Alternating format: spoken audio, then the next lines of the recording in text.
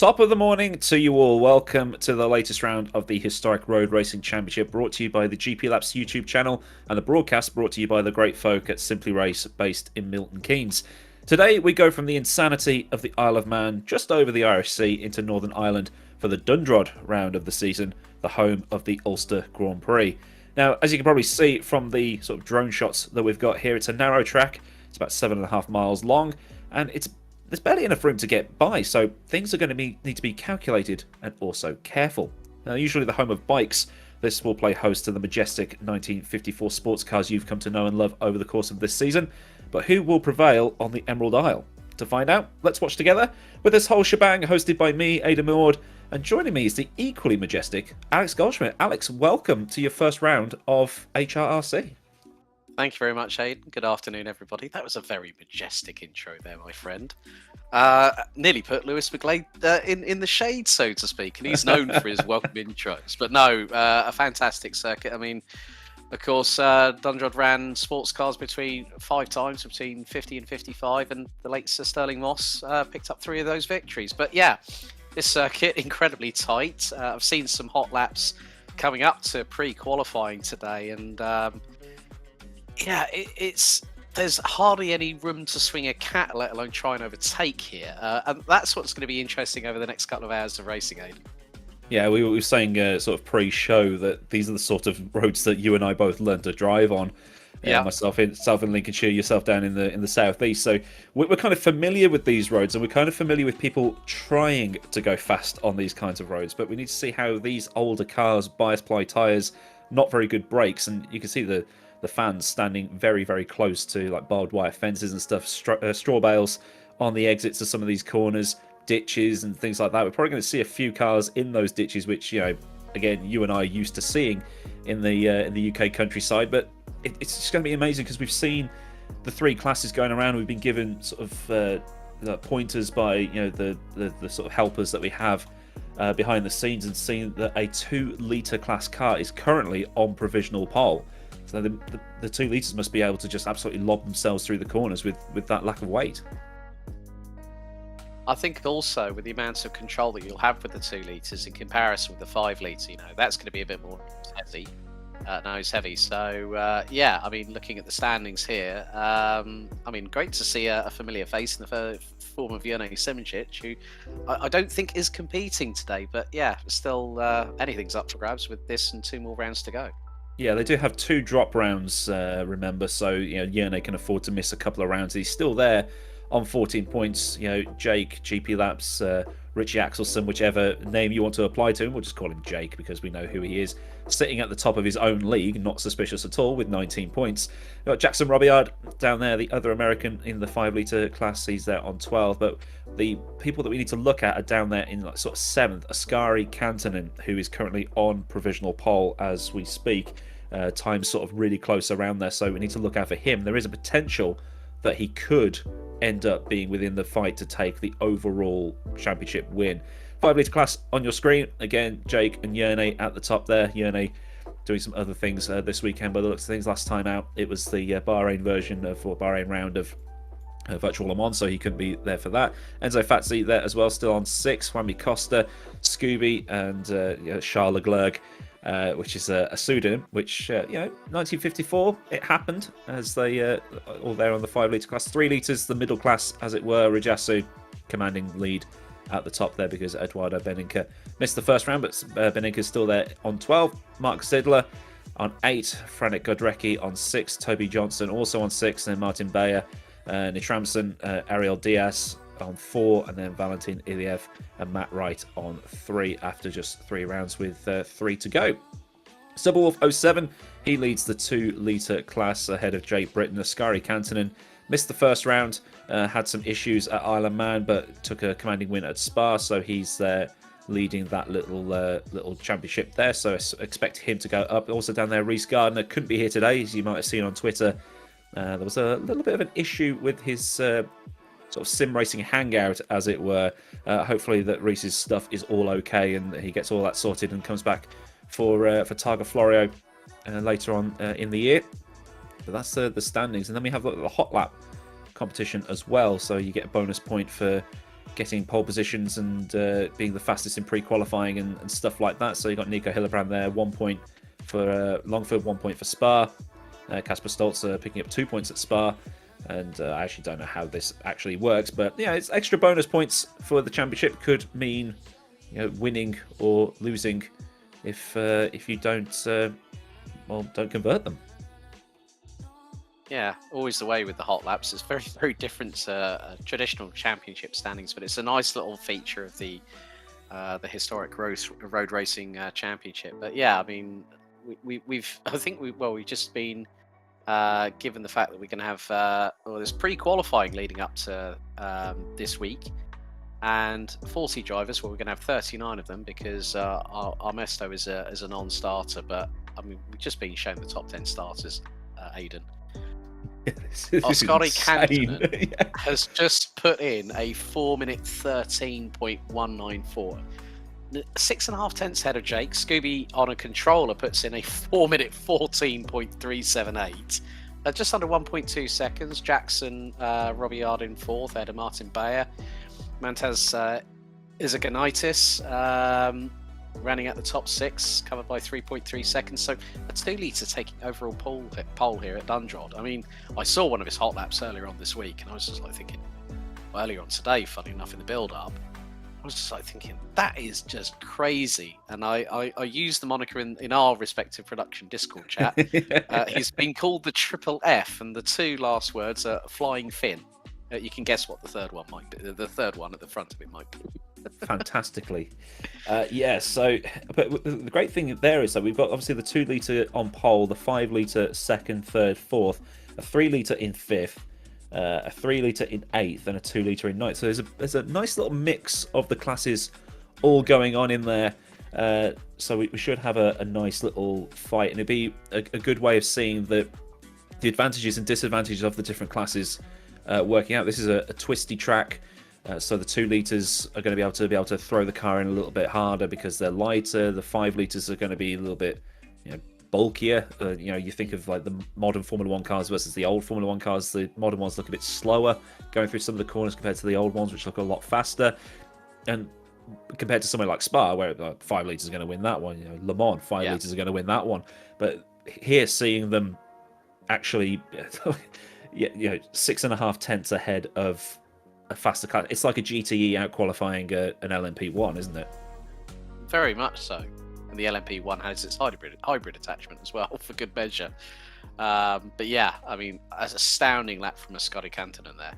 Just absolutely mega. He's gotten quicker and quicker over the course of the week, and heading into pre-qualifying, he was 1.8 seconds behind Jake, but he's done a little bit of the hard work. But now it's the next 2 hours that are going to decide what happens for fourth round of the HRC. Yeah, does Jake try and push for the win, or does he do this in the same vein as someone like Alan Prost or Colin Turkington and just bank the points safely and just focus on Scooby rather than Oskari, and then just if Oskari goes off, Oskari goes off? It's there's a lot of strategy to be played in here, and we've seen the pole time being a 4:13.1. Just for reference, the motorbike record around this track is a 3:17. So motorbikes on a public road versus cars on a public road, obviously the motorbikes are going to be a little bit faster, but I think I'd rather drive the car. I've got seatbelts and all sorts going on. I'm strapped in. I can't come off a car. Just saying, I think I'd rather take my chances with crashing a car around here than a motorcycle. Unless your name's Guy Martin, you end up. Unless you're Guy Martin. Oh my god, that crash. Oh. I think the words that we used when he came off the bike was Guy Martin like a rag doll. Those were the words that were actually used. And arms, limbs flailing everywhere, hitting the safety barrier actually coming through, because he must have been going at such a rate of knots, probably the best part of 150, 160 miles an hour to lose at that speed. I mean, it's a bit like he missed the right-hander through the Isle of Man. He missed the barrier by a couple of inches. If he'd hit the barrier, he'd have been all right, because then bounced halfway across the field. I think that's where the damage was done. But yeah, go and watch that after you've watched this, obviously, because Guy Martin, legend, but also mental. Crazy is an understatement for that. Yeah, we're just just in the transitional phase. Got a few drivers just finishing up their laps, and then we'll get on with it. It's going to be I'm told it's going to be like a traditional Le Mans start, so they're not going to be starting on the actual grid. They're going to be starting sort of as they would at Le Mans, and they're going to drive off in that manner. They think it's going to be a little bit safer. Just been told that the warm-up is still ongoing, so got about a minute and 30, so grab yourself some drinks, say hello in the Simply Race and Adam Award YouTube chats as well. Get Jake's POV up on another tab or another device or whatever, and it should be a very entertaining evening or late afternoon of racing. Better just move my phone out of the way because I'm probably going to get the football scores lobbed at me in a second as Walsall lose again. But it's going to be a great afternoon. The racing we've seen at places like Longford was a brilliant race. Spa was fantastic. The Isle of Man was very difficult to keep up with, but fair play to these guys for going out and attacking that particular track. It must have taken forever to learn. And you think of the Nürburgring 14.5 miles versus nearly 60 kilometers or whatever that is in the old money. We're British, so we're going to be using the old money throughout this because, well, it's 1954 as well, so might as well use the old money and keep it realistic. But some great scenes put together by our broadcast director Daniel Castillo as well, showing how this track flows and goes up hills and down hills, and you've got like the aeroplanes and the hot air balloons flying around, and very detailed track. And that's a beautiful shot right there with the smoke coming out the chimneys. Just put a filter on that and you'd think you're actually there, wouldn't you? Yep, put a bit of a noir filter and you'll feel like you're back watching an old 1950s TV screen. It's Heartbeat, isn't it? You know what? You took the words right out of my mouth there. Looks like something out of Heartbeat. In wrong country. Wrong country, but there you go. That's one for the mums and dads.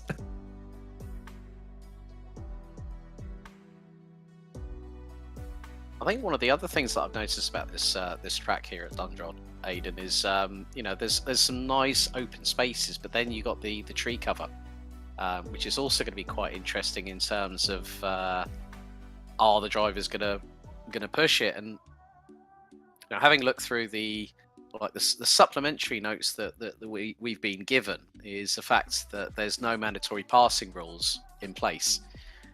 So all slower cars are expected to maintain the racing line for the faster cars to make their way around. Well, if you've got Oscar Cantonen breathing down your neck in a 2 litre and you're on a 5 litre, that could be interesting to watch.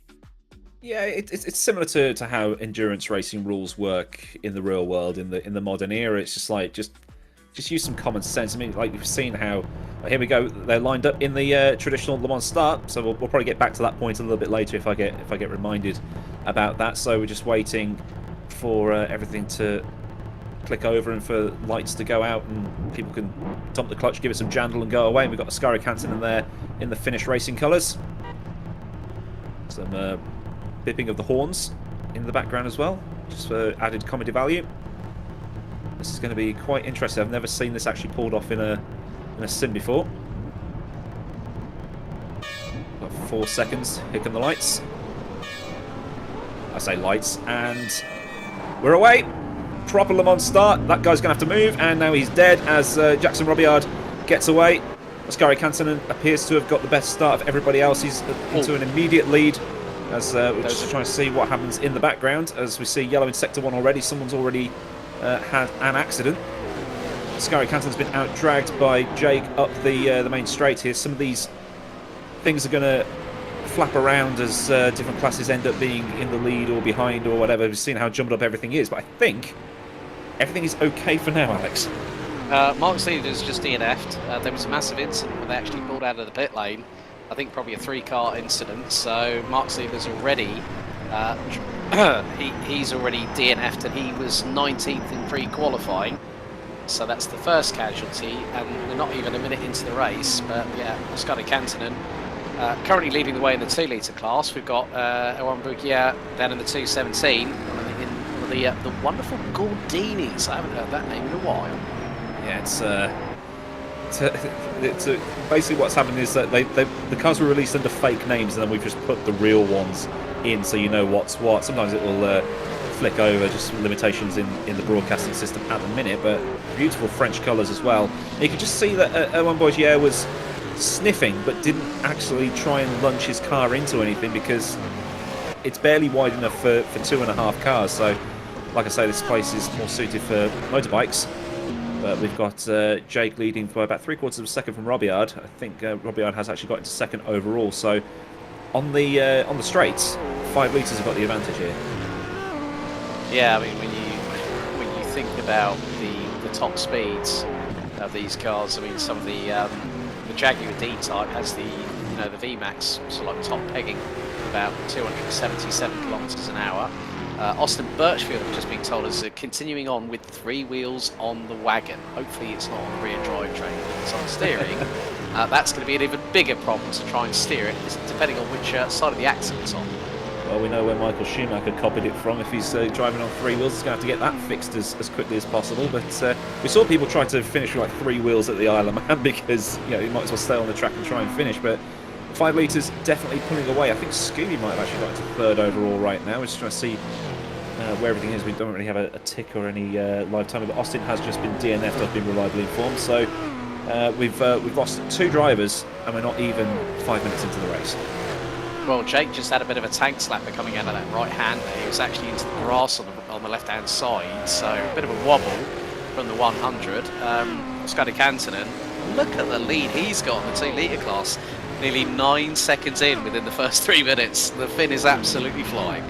I think he's treating it like a rally stage. I wouldn't be surprised if he does a Scandi flick into the hairpin near the end of the lap, because just getting onto the dust on the exit there, beautiful to watch. And is that traffic in the background that's just been part of the scenery, or is that actually? Oh, it's actually Martin Bayer, who has gone full James May and got a little bit lost. Oh, he's done a bit of a Captain Slow. I think he's just overshot the corner there and rejoins, waiting for the traffic to go by. And here is the hairpin, so expect a Scandi flick from Ascari Cantonen. Handbrake? Nope, he's just going to do a... Oh, there we go! Oh, nice. Oh, yes! it kind of reminds...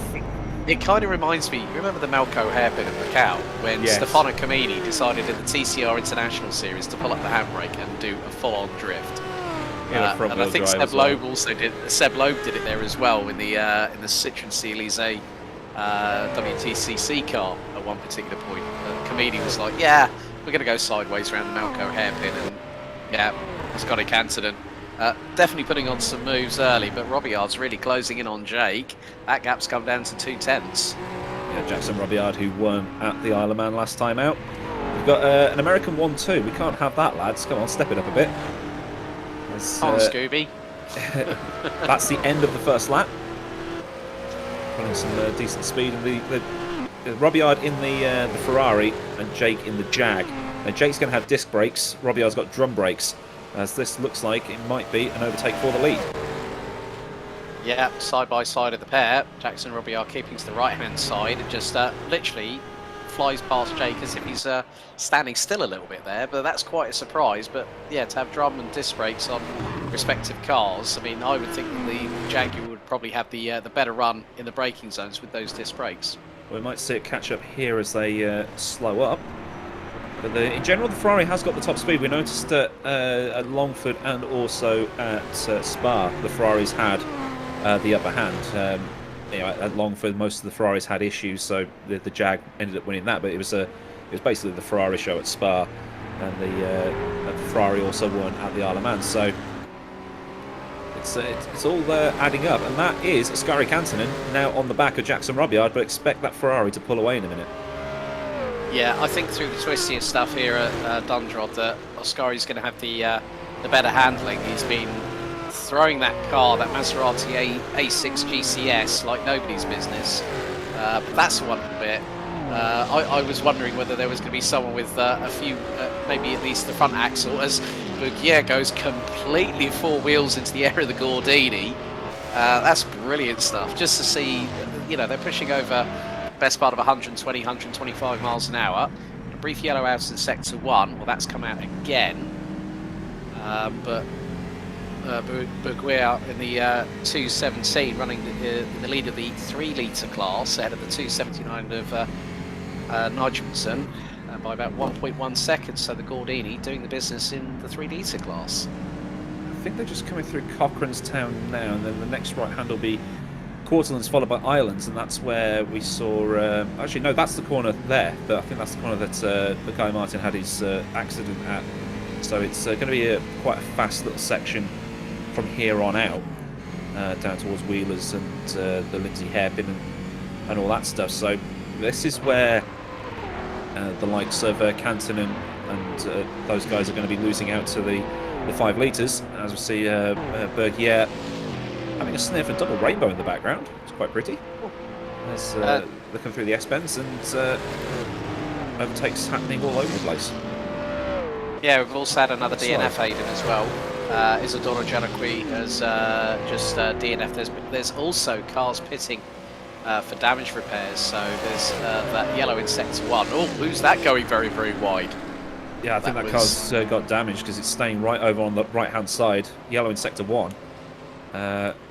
As Real Deal God, as I'm assuming that's his real name, into 5th place in 5 litre. Yeah, but yeah, I mean, still props to Oscar de Cantonen for keeping Jake and Jackson Robillard very, very honest, despite the fact there being 3 litres differential in displacement between the 2 cars in front and the one behind.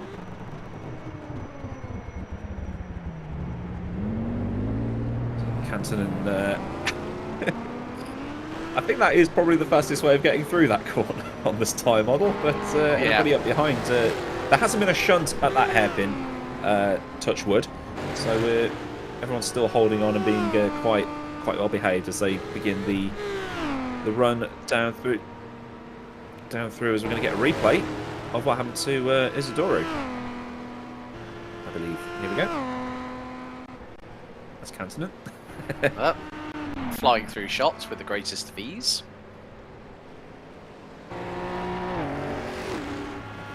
Another yellow in sector 1 has been brought out.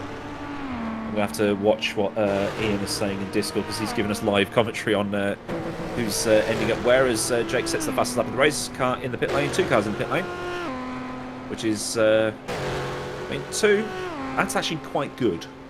If it was 6, I'd be worried. As you see, class leaders, Jake, Cantonen and Bergier, just approaching the 10-minute mark. Whoa, that's wide. That's very wide. That was Jake. Is he alive? He's not alive.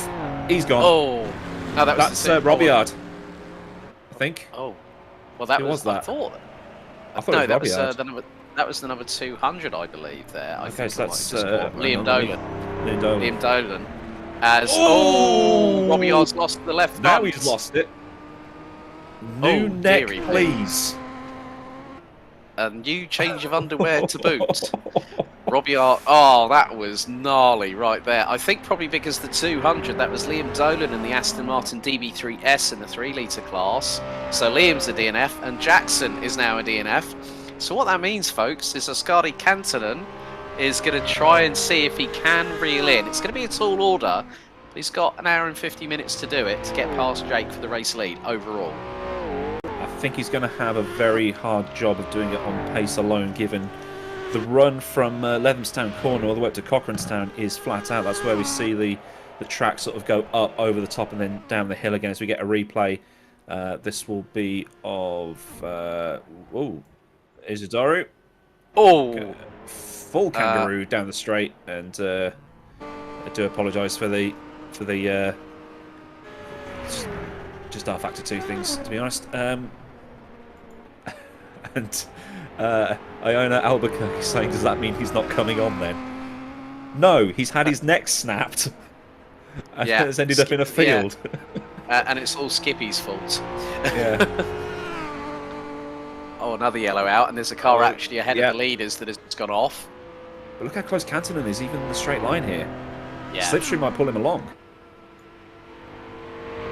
Especially with the fact that the VMAX between both cars is about 30 miles an hour. The Jag having the legs when it can push the best part of the 180 miles an hour, and the Maserati in its own respect here, Aiden.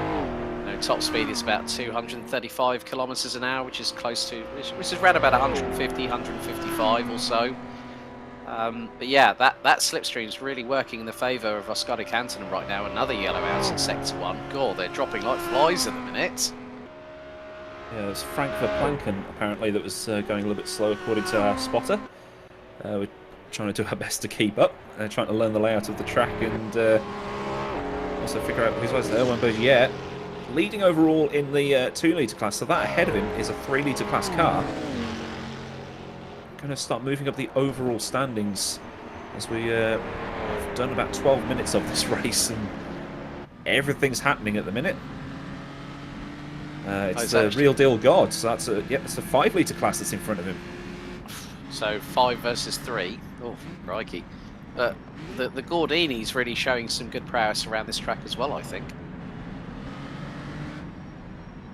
Yeah, close to getting to those banks as well. It's an inch too far, and that thing's flipping like Robillard did. They sound so good as well as they come up towards the hairpin. Real deal God managing to keep Bergier in behind. Nice little rumble as he hit the throttle coming out of the hairpin there too. Now we'll see the 5 litre class probably pull away, but slipstream exists. Nowhere near as powerful as it would be in a modern car with aero appendages coming off every perceivable corner of the vehicle. You can just see the power, the speed and power taking over. But then that 3 litre class car will catch up in the corners. Yeah, Bergier actually had a little bit of a moment, I think, just a second ago, about 3 corners but back, as Real Deal God is right up the back bumper of somebody else as they're about to cross the line for another lap completed. That's the 165 another. This is going to be a running joke now. Yellow's out in sector 1, and it's out again. And Ascari is up to 2nd overall, but still leading the 2 litre class. But yeah, well, they've got a battle that 165 is Benjamin Lakazi. Yeah. Who's currently 2nd. Oh, Real Deal God loses out there. So yeah, Benjamin Lakazi is running 2nd in class, but I think he's 3rd on track. So that makes Real Deal God going from 4th down to 5th. So Mantis in the pit lane as we get a replay queued up. See what happened here. Okay, this is Jackson Robillard. Oh, sorry, not Jackson Robillard. This is the prelude to Jackson Robillard.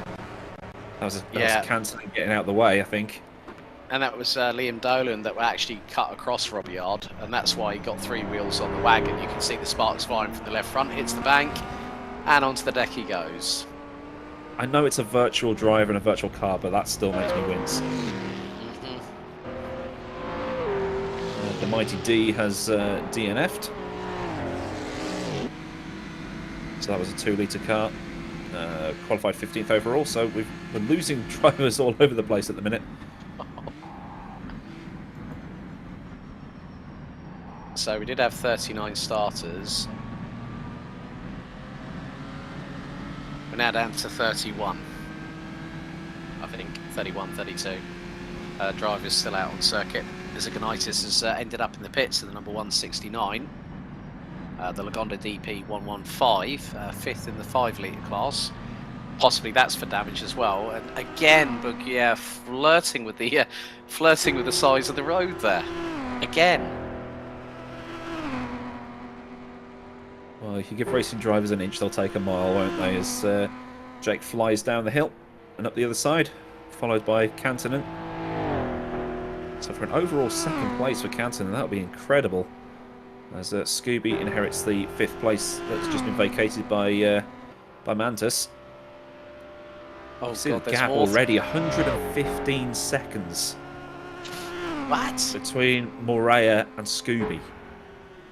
And our spotter has just said that Ian Etheridge is pitting in, another one with 3 wheels on the wagon. I think that might be the cue for people to start slowing down a little bit. Yes. Simon Freilich, that's a name that I've been seeing a lot of recently in R-Factor 2. It's great to see him here, and that's the other good thing about with we were talking about the likes of Enzo Fazzi and Nico Hillebrand and Jone Simoncic is that the the guys that do a lot of the top level R Factor 2 championships like Formula Pro, Formula Challenge, FSR, and all of that stuff. Yep. You'd think they would turn up, take it super, super seriously, do millions and millions of laps, and then just run away with it. And that hasn't been the case. They've turned up, they're having a laugh, it's all banter, and they're just here to have some fun because it's, let's be honest, it's different. You know, there's so much GT3 stuff out there, there's so much endurance stuff out there. Nobody's really done this, and certainly nobody's ever done a proper time trial in R Factor 2, and this has had so much hype around it. A lot of people have been talking about it, a lot of people are definitely interested in it. So to see the pro esports guys turn up and have fun, even better.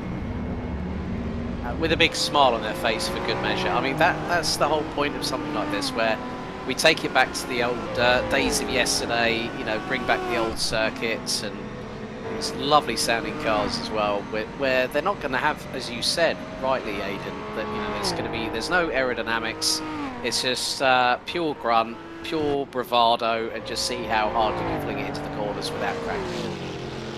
Speaking of flinging it in, the Tramsen flinging it in. Wild chase. Oh, that's Real Deal God, beached on the side of the road. Needs to call the AA and get that pulled out. Other breakdown services are available, of course. The Tramsen 4th in the 3 litre class, chasing down some guys as Stolzer. Again, Kasper Stolzer, another top name in R Factor 2 racing, sets the fastest time in the 4 litre class. Sorry, not 4 litre, 3 litre class with a 4:20. Nice. No, you're going to burn out the clutch on that Real Deal God. You certainly are. I think someone needs to come along and give him a bit of a nudge. I think you're stuck, mate. Yeah, so like that ain't going nowhere. It's smoking as well. That's yeah. It's like Grand Theft Auto. You can press enter to get out of the car and push it. Or maybe Motorsport Games, if you're listening, code that in. Maybe with an RAC period vehicle as well to assist. RAC DLC 2099. Make it happen. I mean, we could see that every time we see Alex still there, this is going to be the running joke. This will probably be even playing into the highlights as well. And just been informed that Darren Andrews has just spun going into the pits. That's an open pit lane, very much like in the style of when Ford were against Ferrari in the mid '60s, where the pit lane is actually on the outside of the start finish straight to the right hand side. And Real Deal God, that ain't going nowhere, sunshine. I mean, fair play to him for trying to get it out. I would love it if someone just came along and just went bonk and knocked him back on, but just going to take a sizable whack to knock it back off the. What was that? Was it like Need for Speed Underground where you got like experience points for driving close to the traffic? That's what just happened. Like something a burnout. Yeah. You get like an extra 10 points of nitrous for doing that. It's moving. He's getting there. A bit better than it was. He's angled that steering wheel to as full right hand down on that Jag. I mean, I saw someone in an iRacing Formula 3.5 race get beached on the sausage curb at Monza after he went full center into the second chicane. But he's almost there. Come on. Give it some. We'll check back in on him later. Right, Owen Bergier, still leading in his class. Yellow in Sector 1 once again. I don't know if that's because of the Real Deal God. But Real Deal God still in 5th, even though he's beached. So that's... Okay, he's overall 23rd. That might explain things. Jose Drives has just taken 5th place from Real Deal God there. So Real Deal God's still stuck at the side of the road. Ariel Diaz has DNF'd. Just getting it's like watching the Vidi printer on the final score with all this coming in. Mantosoft track has 3 wheels. That's so that's going to be another DNF because I don't think you can fix that. That's probably why we got the yellow out to Sector 1 again. More people having 3 wheels on their wagons.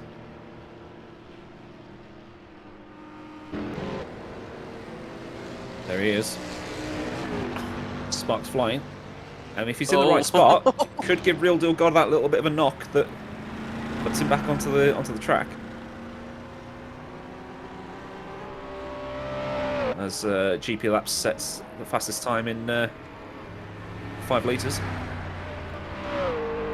There's the wheel, or a wheel. Oh, there's someone else off there's there. a car up. I've just seen a car in front. That looks like a Gordini. Oh, that's... Same spot. Ah, right. I was just trying to pick out that number. Was that probably Benjamin Lakazi? I think it was. That's what's just come through. And he's out. Finally, hey! He's got it off. He's had an assist. Did Lakazi knock him back into the right place? If so... Yeah, but look, can you see there's a wheel and front suspension arm as well? Lakazi has gone off at the same point. Look, he's just mounted the grassy verge on the inside, and he's got 3 wheels on that wagon. He probably was trying to think, I'm going to take it nice and serenely through this corner. Oh no! Is that Jack damaged? Yes. He was near the end of the lap anyway, so he can get that fixed and carry on. So that's all good. He's still in the race. Oh, there's been a smash in the pit lane. Oh, wallop straight in, as my good friend Dave Goddard would say. This is fantastic. Come for a Saturday afternoon drive in the countryside here at the historic Road Racing Club. You'll have fun. You might even lose a wheel or 2. That's the longest skid mark I've seen in R Factor 2 right there. To be fair though, they've all got a lot further than I would have done. But coming on to more pressing matters, I mean, Jake still has got Oscar Cantonen, and Cantonen's still keeping with him. That's a great run by the 332. Old Sim Mad Paul was just had a bit of a whoopsie. He's pulled off to the side of the road.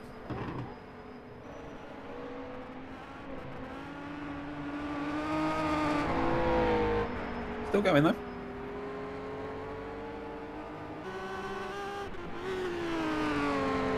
Kazi in the pit lane. Celebrations happening in production chat that Real Deal is free.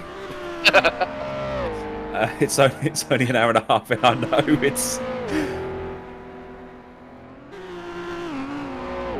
with half the race done. There is still half the race to go. I was going to say, whoever was in front of Sim Mad Paul just literally just yeeted it over that crest of the hill. That was the 363 of Mamsak, just going all 4 wheels, airborne, another yellow out in sector 1. Oh, the gag is never going to get old with that. Yellow in... Yeah, which yellow? Yeah, yellow in sector 1. Might as well just leave it up.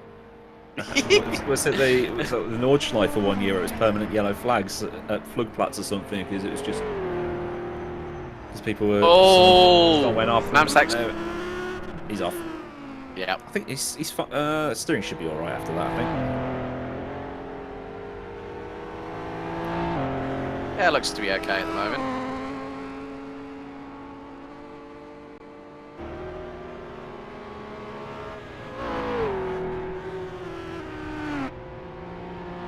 Kazi's still waiting for new tie rods on that car. Alan Etheridge has just DNF. That's another casualty after a bit of a shunt.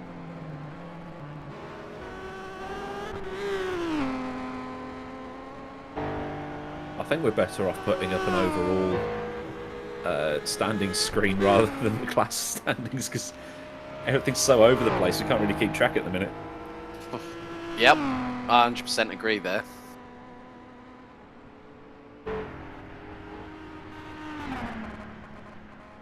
Through the magic of technology. There we go. Hey!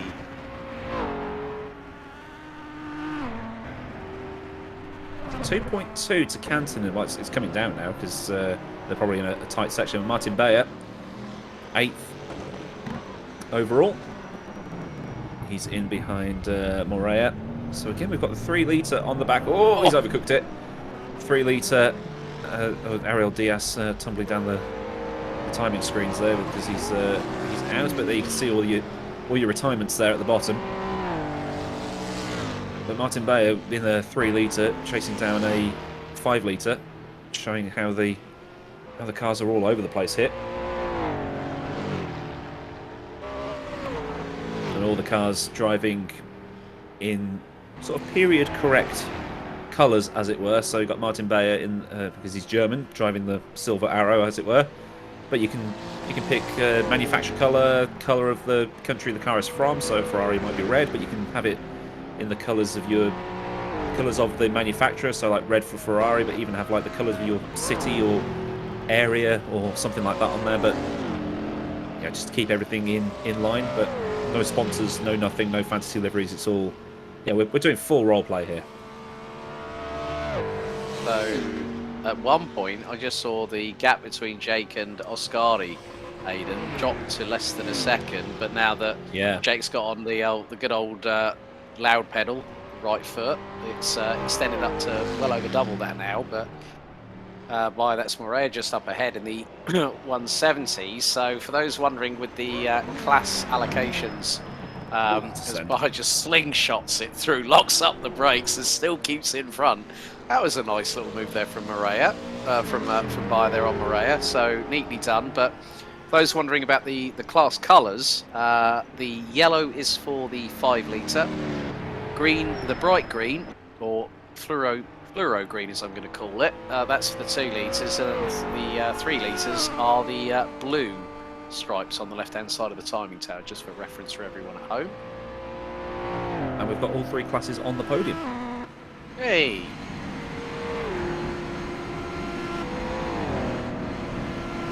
So we've got a TV shot of Jake Oscari on board below. Getting past some lap traffic, which I think that's actually on 3 wheels. So that's another one. Hot air balloon as well. Looks so good. And they actually move around the map as well. It's amazing. And then with the onboard from Oscari Canton, and we go from nice wide open countryside to a row of trees, one on each side.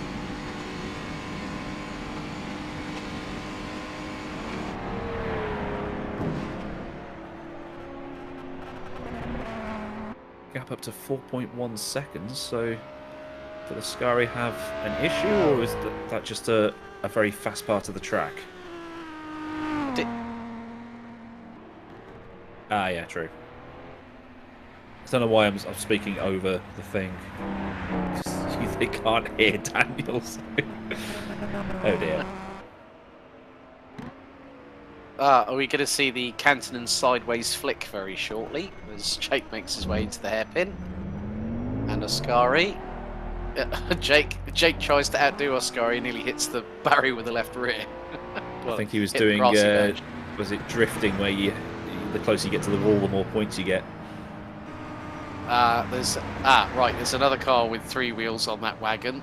Oh my goodness.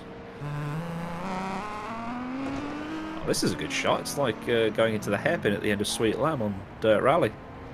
As he does go full Dirt Rally. I wonder if he knew that we were on him. And it's just like, I am going to drift. I am going to put it sideways for you folks at home. He watches the movie Taxi once.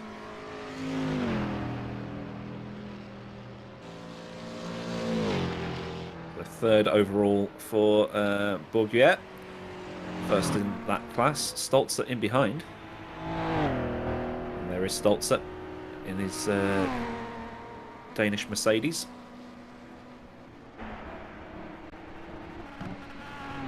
Carrying a lot of speed through there, so they have a little bit more grip. Oh, that's Mantas. He's on 3 wheels again. He's already had to stop once for repairs, so the Estonian not having a lot of fun out there at the minute. It's a slow old trundle back to pit lane. I hate to think what the virtual invoice will be for drivers that have got not just wheels but also uprights on the left front. They'll all be used on the DeLoreans about 30 years from now. True. Yeah, we found another one. Oh, yeah, here's another one.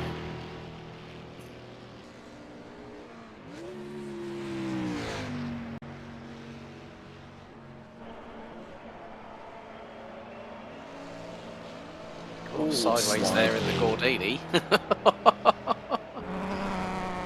I wonder how much rubber was on the track as well, because with our Factor 2, with its dynamic railroad system, the more you drive on a specific part of the track, it rubbers up what you've driven on. So you can drive all the way around the outside of the banking at Daytona and rubber that up, and then you can drive on the like the inside will rubber up that bit as well. So I don't know if they started on a green track or they used a preset or something like that, but that's sliding about a bit. I mean, they don't have the grip that a modern car does, but it'd be interesting to see what the actual rubber was like on the. If we can get that put somewhere as well, just to see how they're doing that, or they're just winging it, or any of that. Probably on a bit of a wing and a prayer, Aidan, I think. Just like, yeah, let's just go flat, chat, foot to the floor. You know, 200, 140, 145 miles an hour. Yep, sideways, love it. Like that. The mad Paul, Addy. Oh no! No! No! Whee! That was Mamsak who got through there. And the 363. I think Sam Mad Paul was just a bit too over-eager. He thought, yep, I've got it. No, I don't got it. Mamchak will need to pit now for a toilet break, I think, after that, because yeah, that was close. Good toilet thing, break good thing the net code in our Factor 2 is pretty good.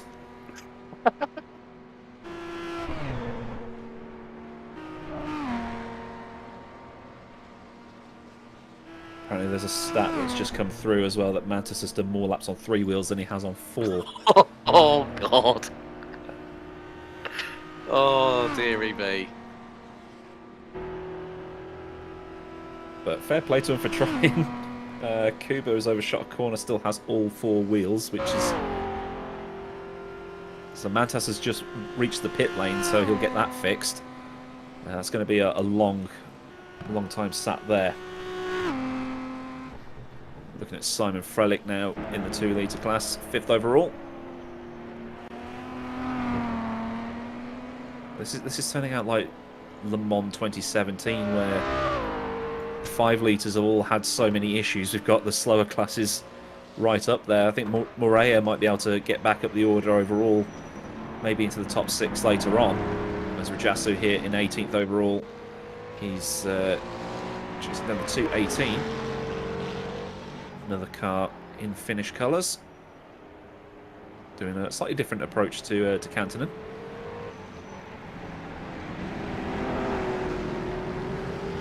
Going with the old Martini style, I see Yeah. there.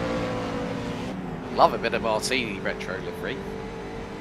Martini colours look good on anything. Yeah. So while Kantonen's gone for the full flag, Rajasu's taken a slightly different approach. Whether that was actually the Finnish national racing colours, or if it was, or if it's like maybe the colours of Helsinki, or wherever it is the Moomins come from, I can't remember. Did you just say Moomins? I did say the Moomins.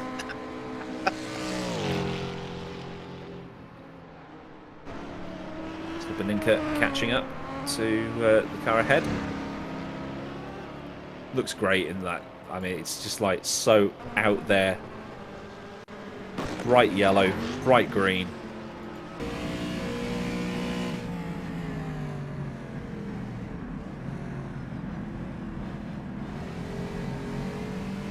He's chasing down Silberwolf, so there's about 1.7 to the car ahead. You see the gaps there. Stolzer in the pit lane, hoping that's a scheduled stop.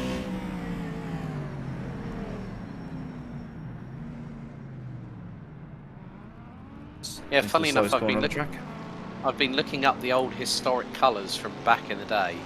That Finland's actual base colour was white, so and it'd be 2 blue stripes on a bonnet, shaping a Latin cross would be the normal run back in the day in the 50s for Finland.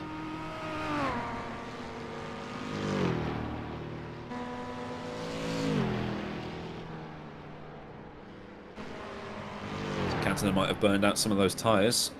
Although one thing that Jake has said about that Jag is that when the fuel's wearing down, the car becomes much nicer to drive. So maybe he's got a little bit more confidence in the car to start pulling away. So Cantonen, really, you'd think he's going to have to be hoping for Jake to make some sort of mistake here. But to be holding it there, you know, he had pole position for the race. And is still hanging there in second, ahead of a faster class car as well. It's 31 seconds ahead of the next car. So those two, pretty much a solid first and second. Oh, kissing the grass verge on the exit.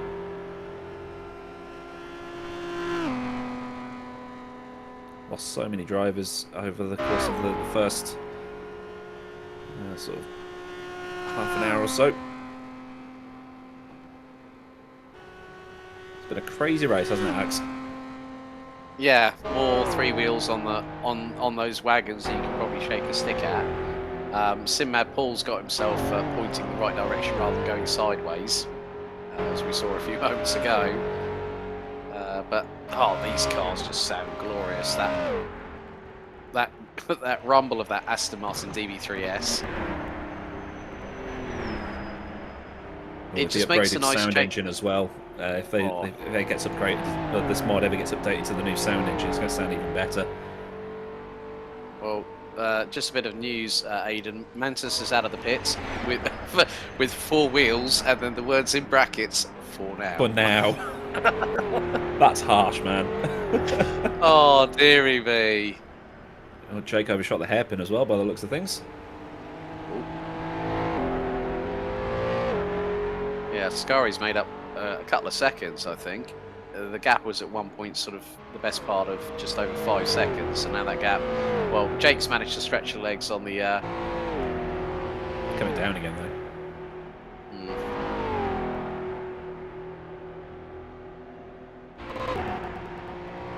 It's coming down a lot, to be fair. Yeah.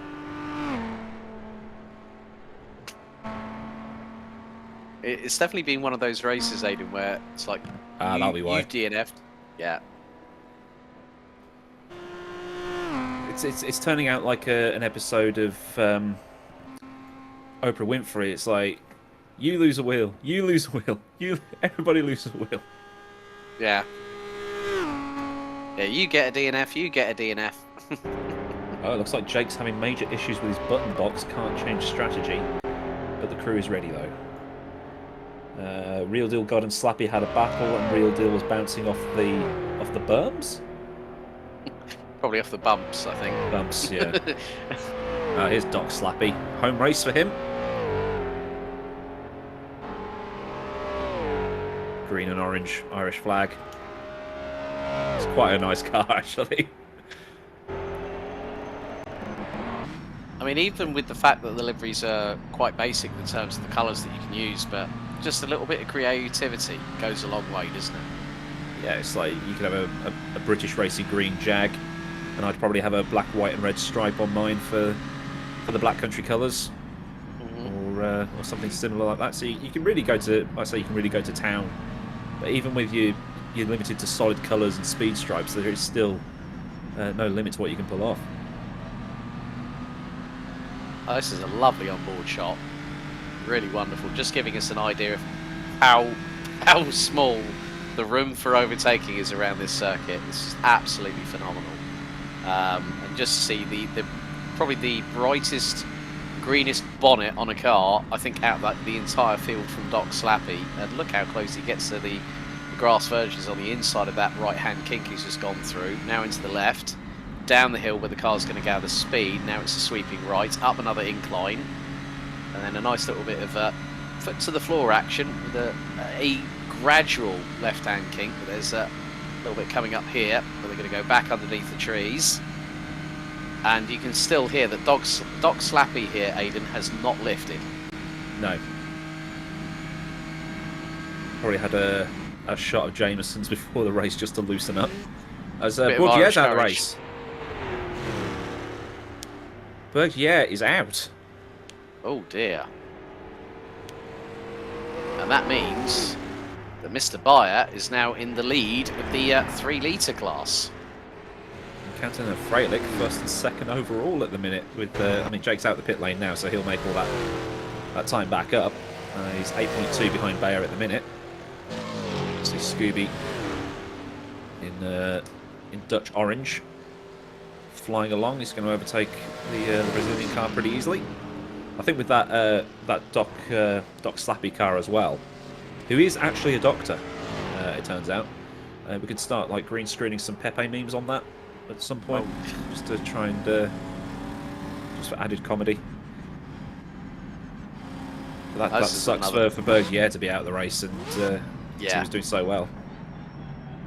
That Gordini was absolutely flying in the hands of the French driver, but this is another shot I like, where you actually get it from right by the driver's position on the left-hand side. The driver leading forward, leading to the left, leading to the right, steering into the corners. It's just wonderful getting these different camera angles, thanks to our production director, Daniel Costello.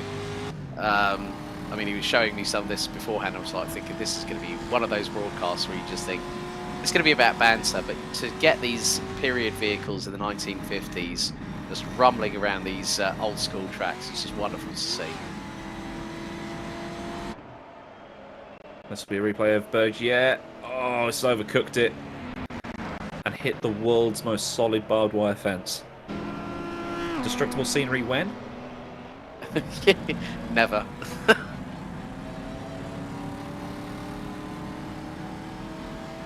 But like you say, it is something that a load of people have wanted to get on.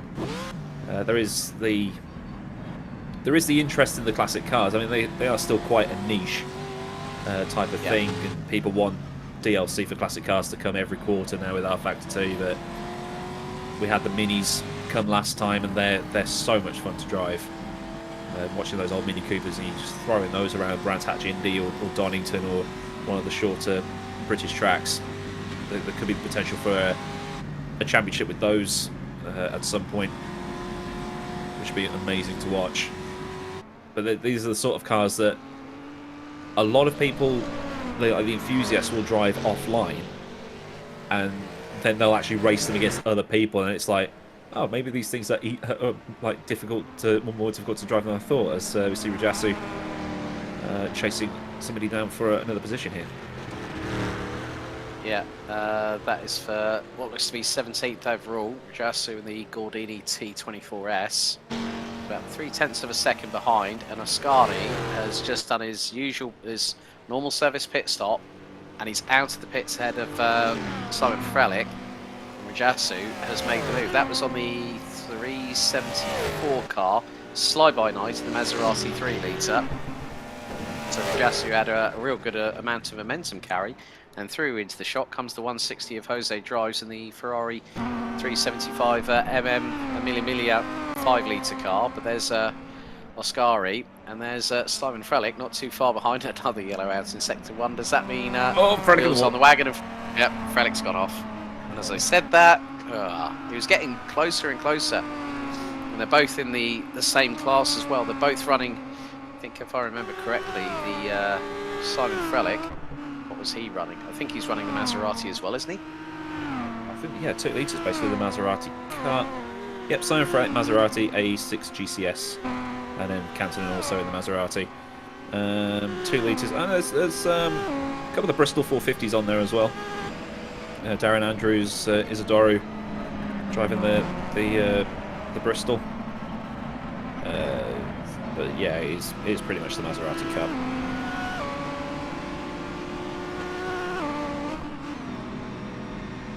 But it just shows the dominance of Cantonin in that class, that he was able to pit and still get out in front of Frelick. Yeah, it's getting a bit closer though between the top 4. That's about 20 seconds. I mean, Jake's closing in on Bayer at a comfortable rate of knots, gap now down to about 8.8. There's going to be 8.4 seconds at the moment, but when Jake gets on the loud pedal in that Jag, he's going to blast past Bayer like he's standing still, considering Bayer's in a 3-litre, Jake is in a 5-litre. That grunt of that Jag has just been absolutely mighty, especially when we saw the start and the best part of over 45 minutes ago, Aidan, where Cantonin got a good jump, but then Jake was literally past him, and so was also Robillard. They jumped him in the start phase, and Cantonin's just comfortably just kept on doing what he's needed to do. He's running his own race, He thought, well, I've got an opportunity to get over a race win. Will this be the first time this season that a 2 litre will have won a race overall, Aidan? It might be. If Jake's having those problems with his button box and things like that, but between Lethamstown Corner and Cochranestown, maybe Quarterlands as well, that's where the 5 litres are going to catch right up to the other classes. 2 litres might have a little bit of an advantage in sort of like the first part of the first sector and the sort of the latter part of the third sector, because that's where it does get a bit twisty. So there's going to be points where he won't catch up as fast as he would want, but he'll get there eventually, as there's your class leaders, Canton and Bayer and Jake, which is pretty much how you'd expect it to be by now. It's Nikolai Bogatriev. It's a three-way battle. Seeing some Russian colours on the grid. So we've got the Dutch, the Russians, and the Brazilians. That's a combo I never thought I'd ever say. Yeah, and in 1950s machinery, more dramas for Real Deal God though, folks. He spun it on the pit straight. Whoops! First bank, the first beach it's like a great whale. Gets an assist from Lakazi, who ends up tearing off the front suspension and the wheel in the process, whilst going off and gives him a tap. So yeah, Real Deal God not having the greatest run, despite having at some point being in the top 3 in the 5 litre class, and he's actually going to end up being a 4-way scrap in a minute. Oh, almost.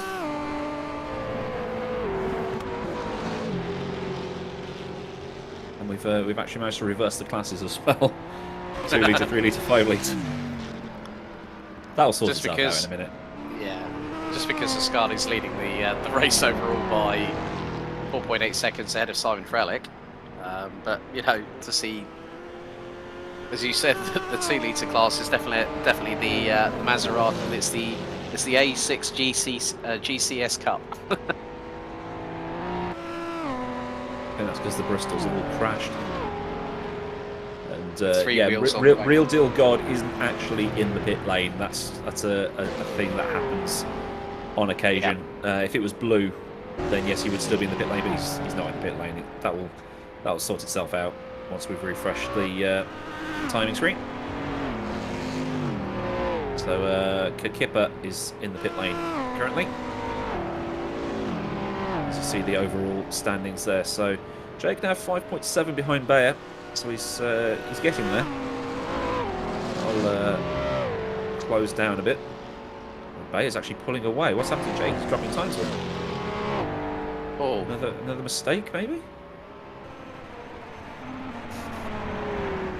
He was losing time, but then it went up and then it came back down again. And now it's, unless it's just the timing screen as we get the inevitable yellow in sector 1 again. There he is.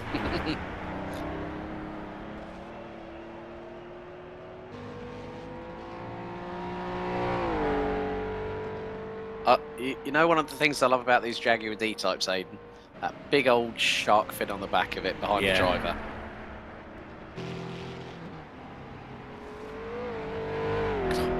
Giving it the beans coming out of the corner.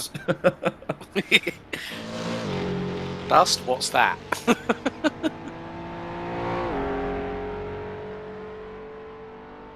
We're not even an hour in.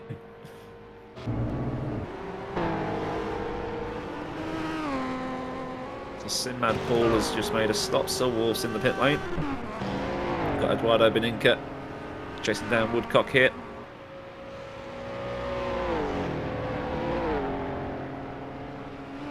And then Bogatyrev in behind that. So still that 3-way scrap. There was a Real Deal chasing them down. Feels like the World Cup, doesn't it? Like a World Cup semi-final, the Netherlands versus Brazil. But no Italy. True. Imagine losing to North Macedonia. Oh, dearie me. That'd be a talking point, wouldn't it? think that never happened. Oh wait, it did.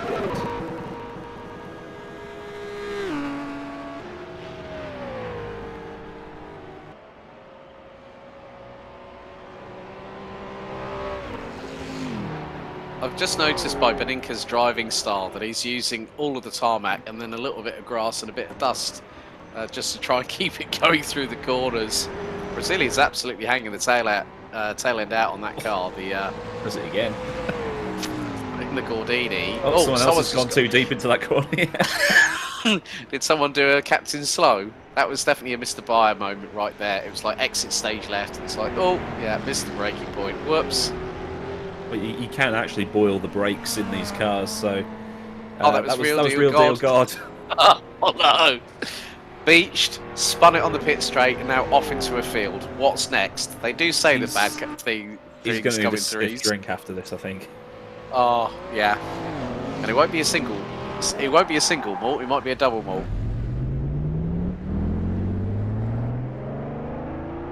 Green and purple looks like the Aston Martin from last year, doesn't it? True. Well, pink.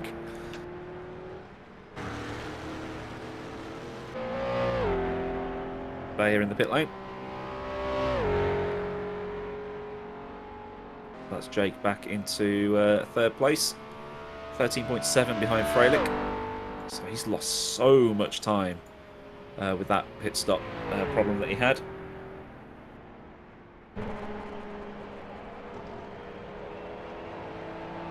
Slidey boy.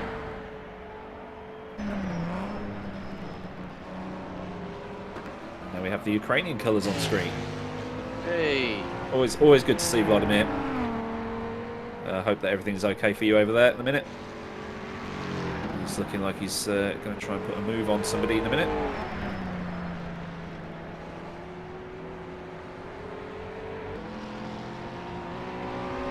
See all the way into the distance the rest of the track as well. So it's amazing how much detail is in this track. Should be able to get the slipstream. Going through the next right-hander might be a bit tricky though. A little bit of air. Ooh. Yeet. I think this is the fastest point of the track. So if the guy ahead's got a bigger engine, he's going to pull away. That's Toby Johnson in the 3-litre class, Mercedes-Benz 300 SL. Actually was the lowest placed of our 40 pre-qualifiers. And just heard that Richard Woodcock in the Mercedes-Benz 300 SL in the 203 entry has just gone off. I did see him lose a couple of places. I didn't realise he'd gone off as, again, the yellows come out in Sector 1. The trams are out. Oh, and that was one of the that was the second highest placed Gordini.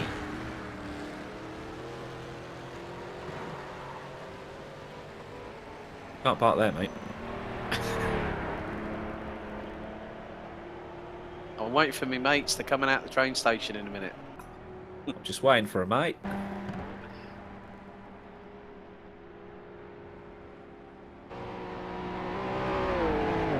I think he might be able to get that car going again because he hasn't escaped yet. So unless he's waiting for traffic to go by him and wait for a clean slot to pull back out, but I haven't seen him out the race yet.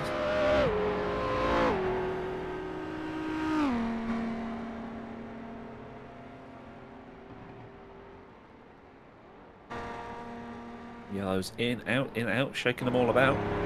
Do the hokey cokey, and Richard Woodcock is a DNF now. Indeed. Oh,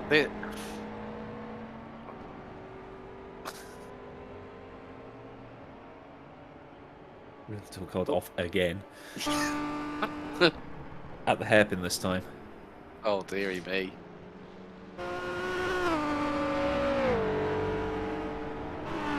It's still going though, so we can't fault him for this. As Lawrence de Soswa would say, never rage quit. And he hasn't. He's in 25th, but he might still... Oh, that's a big block up. He might actually still end up with points at the end of all this if he's if he ends up finishing even down there, because he'll get class points. Whoa, see ya. Oh, that was was that the 374? 374. That was. Oh dearie me, that was a big Code Brown moment right there. That was Sly by Night. Well, Scary almost wiped himself out on that. Dearie me. So a few near misses for Ascari. Haven't like. I think he'll need to buy a Euro Millions ticket after this, because the amount of luck he's had.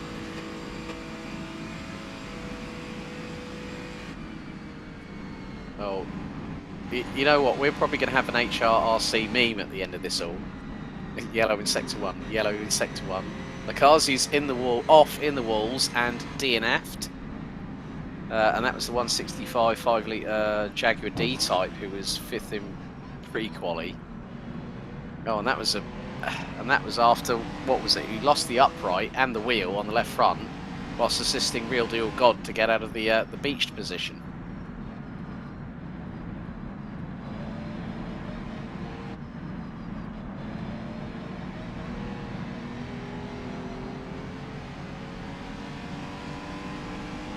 In terms of entertainment, this has been the best race of the season. I'm glad I jumped on board for this one then.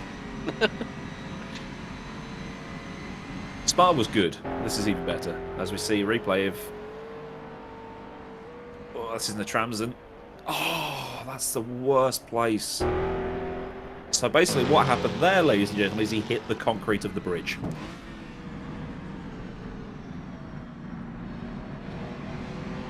And that was the place where Sim Mad Paul had his massive Tokyo drift moment and nearly put the front end into the wall.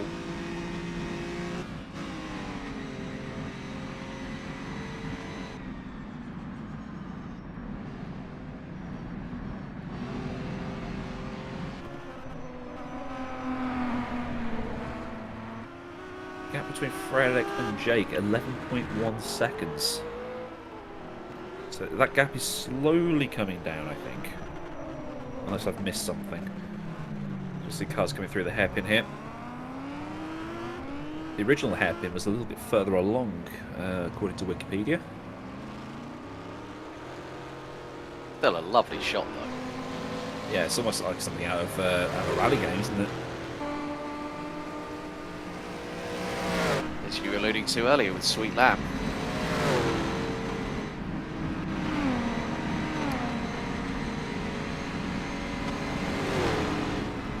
Well, Jake does do historic rally stuff as well, so maybe he could drive his little escort at Sweet Lamb at some point for one of those rallies. Brilliant to watch. Good battle here for 10th, though. Silverwolf and Manchak just coming over the start line here.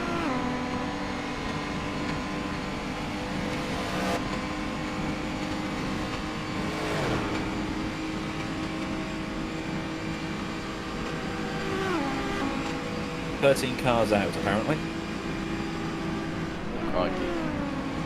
We had one non-starter as well, so effectively 14, yeah. Yep. So that's 26 cars still going. So we just crossed the halfway mark. That's flown by. That really has. Yeah, told you it would. Yeah, you're right.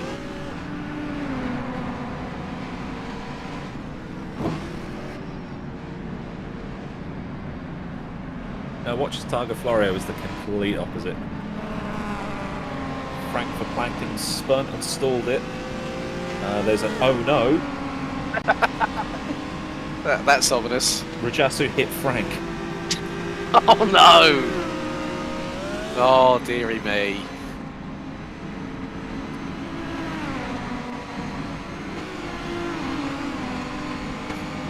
The props to Silverwolf here on Mamshak. That slipstream's really working for that 2 litre. They're both the same class, so yeah. This is down to driver and setup. Oh, another 2 DNFs. Rajasu and Frank both DNF'd on the spot after that incident. Yeah, it says Frank spun and stalled it after being hit by Rajasu, so we'll try and get a replay of that if Daniel isn't too busy trying to find other stuff that's happened. We're making sure we get our money's worth today. Oh, definitely. Definitely.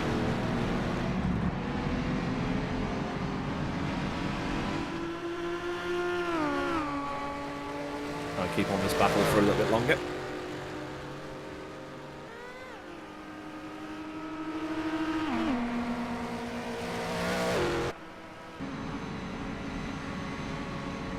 I've actually got a question to the folks out there. Do you think we're going to be less than 20 cars by the end of this race? We've still got 58 minutes to go. Could that happen? I mean, with the amount of yellows in Sector 1. Oh! Silver Wolf right on the back bumper of Mamshak there. Nearly got through. This is way too close to call here, Aiden. This is brilliant. I'm trying to work out how you actually do a poll on YouTube chat.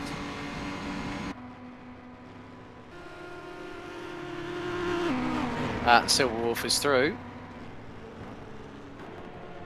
I think we've got Mantis just behind them in the Jag. Mantis in the Lagonda. That's a name you don't hear of every day. Now Silver Wolf is pulling away from Mamshak to the tune of about just over 4/10, so great little dice for the past few moments there, but still through the twisty stuff. The two Maseratis keeping each other very, very honest indeed.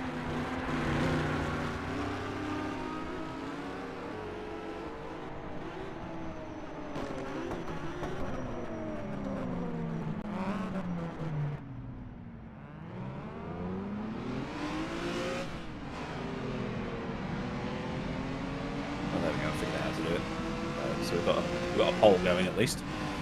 Ah, brilliant. It's currently yes. 100%. Oh no, it's gone down to 80. I'll keep that up for about another 10 minutes or so and see what happens.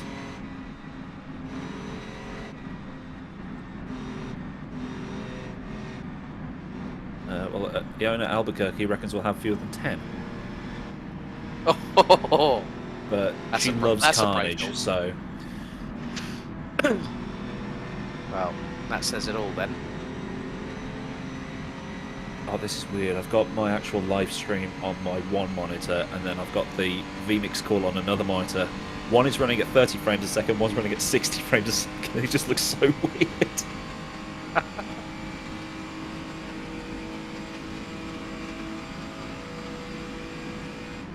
But this shows how much Isganatis has been in and out of trouble, that he's still behind a driver that hasn't finished. So he'll be back sort of in the right part of the timing screens, but it's not the race he would have wanted to have today.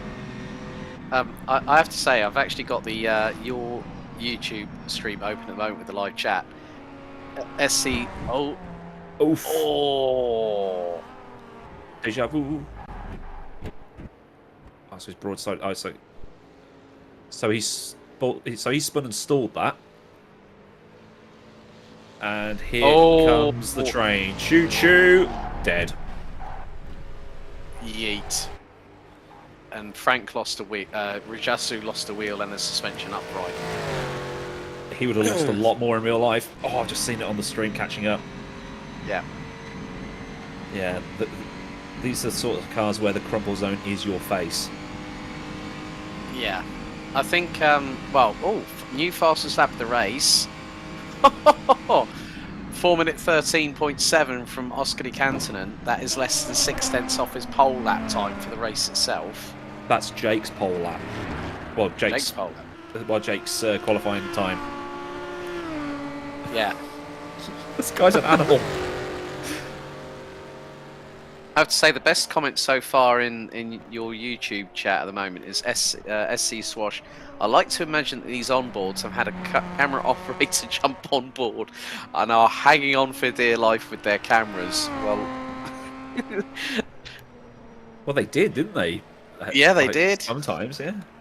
And then Mighty Mouse going, Aiden and Alex doing the commentary from the hot air balloons. No. No. No. It's just like, we prefer to be on terra firma. Thank you very much. Saying that, I used to fly gliders, planes with no engines. Oh God, yeah. But still, I'm strapped into one of those.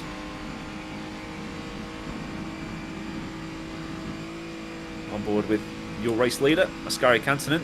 Jake has made his way into second place again, so Freilich has pitted. I'm starting to believe that Ascari can win this, you know? But then he's still got to pit again, so yeah, pit stops are going to be where it happens. So if Jake's having issues, that's going to lose him a little bit of time. But apparently he managed to sort it all out, because in R Factor 2, what you have to do is you have to press a button to request the pit stop, and then it's determined by the mod, and then somewhere between like sort of 10 and 30 seconds later, it'll say crew is ready for pit stop. So you come in, if you're driving a Formula 1 car, your pit stop will probably be about, what, 3 seconds long. If you don't request the pit stop and just pull in, your pit crew's not ready, so that pit stop will take 6 or 7 seconds. So he might end up losing time based on that.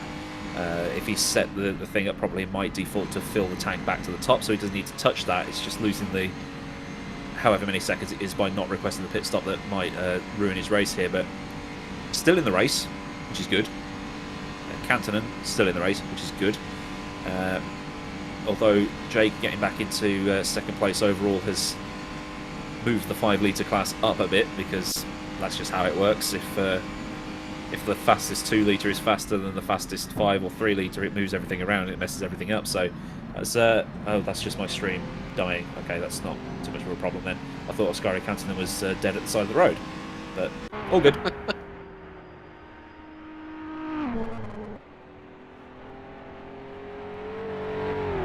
Good run by Casper Stolzer here. Yeah, great run by the Dane, leading the 3 litre class ahead of by about 16 seconds. But you know, we saw him be the first one to actually get lost around the circuit. 4 other people followed suit, including Real Deal God.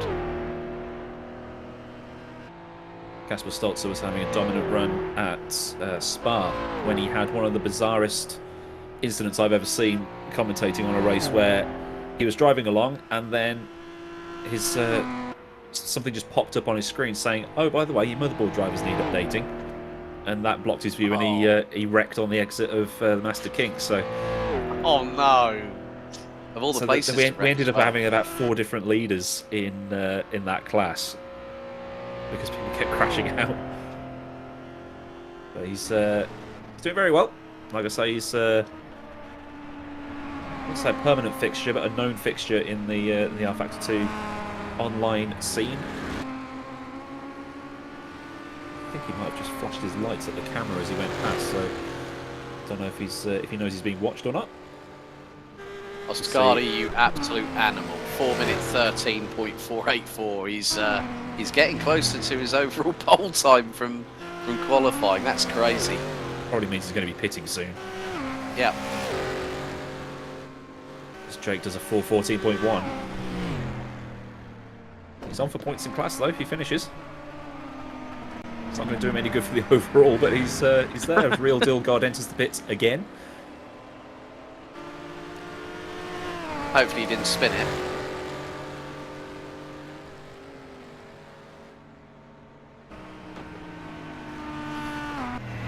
Oh. That was almost an F. Big F. Currently the vote has 23 votes. It's 87-13 yes to no.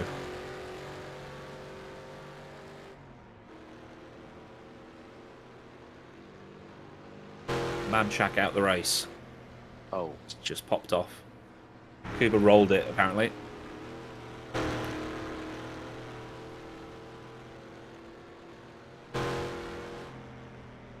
So it was an F. What?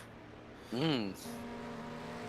I just saw the dust out the corner of my eye as I was checking chat and things like that, so I didn't know he'd actually stacked it. But see Jake once again. Oh, that backfire noise. Oh. Love a bit of unburnt fuel noises from the exhaust.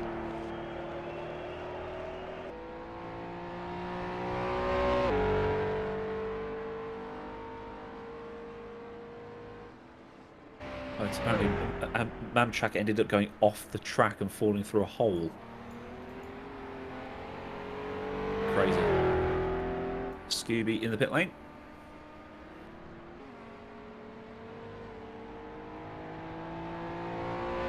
Seconds between Canton and Jake.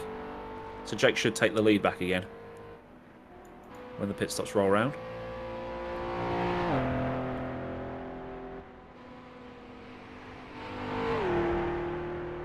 Yeah, Scooby's doing really well in the 5 litre class because he was second in the 5 litre class, even with the controller, and he's in for a pit stop at the moment.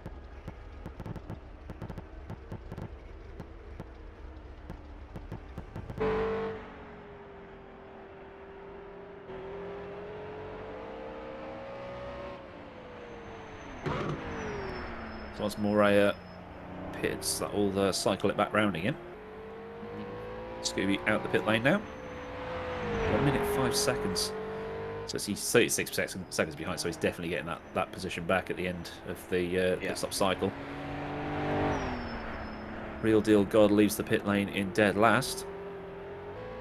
Oh no, he doesn't, because Iskanitis is dead last in the middle of some of these DNFs that have come through. So what are we actually down to now in terms of runners? 24.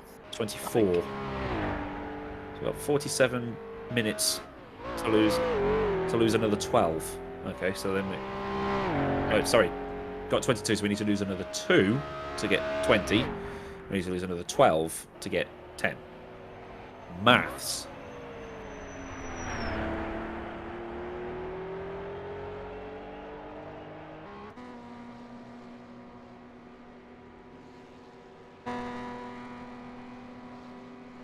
In terms of on-track battles, everything's settled down a bit. There's nobody in striking distance of anybody else right now, so it's kind of just watch the cars, enjoy the noise, enjoy the scenery, and hope nobody else stacks it in the next 45 minutes or so.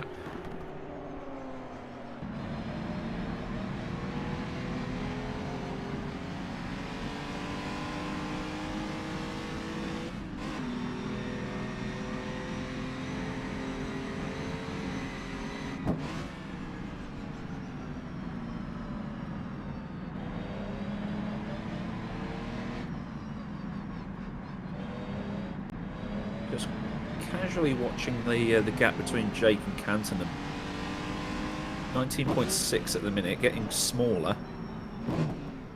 Getting a lot smaller as someone's wiped out some of the hay bales at the final corner. Well, let's say the final corner, but the hairpin.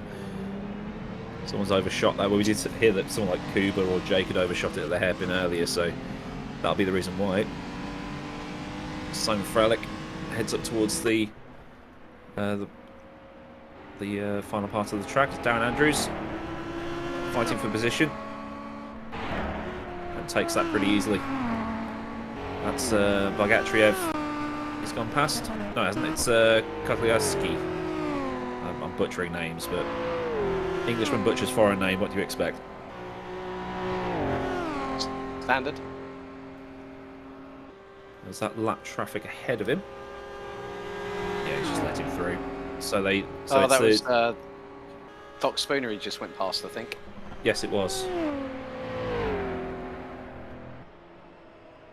Well, Doc Slappy, isn't it? Yeah. So. It's the responsibility of the. It's not like Formula One where the lap traffic has to just dive out the way. It's just the responsibility of both cars to work together, like it is in real endurance racing.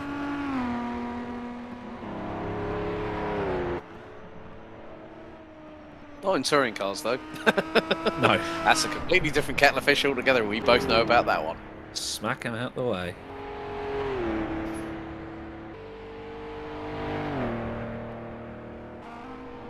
Hrrc keeper. So the car exit in the pits is Kotliarski. So he's got his lap back on that particular car. And that's a show of how Isganatis's race has gone. He's a lap behind the car in front. That's a fair play to him for carrying on. Finish the race. Should bag at least a point for finishing 6th in that particular class. See all the road signs for Belfast and Lisburn and places like that. Never actually been to Ireland. I probably should at some point. I nearly ended up going to Belfast actually a little while ago. I think it was 2018. The main determining factor of me ending up commentating on a stream at Nuts Corner, I was actually at home, because that was at the point where there was a lot of bad weather in Northern Ireland, particularly around Belfast. So I went to Stansted, was due to get my flight over there. Was there for 4 hours. I thought, oh, I'll have a little bit of lunch. And then the flight drops off the boarding, and I was like, what's happened? And then I get a text message 5 minutes later, your flight has been cancelled. Oh, God. Really? And I looked on, then I looked on the news, and I was like, that's why I'm not going to be there tomorrow. I'll be at home.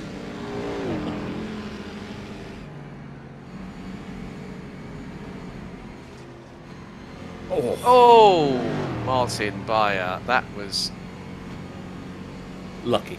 I think as the Germans would say, meine Güte. My God. Watch as the YouTube chats immediately start writing, mein Gott muss das sein. Oh dear. Sebastian Vettel, Ferrari, Sachs Curve, Hockenheimring. Yep.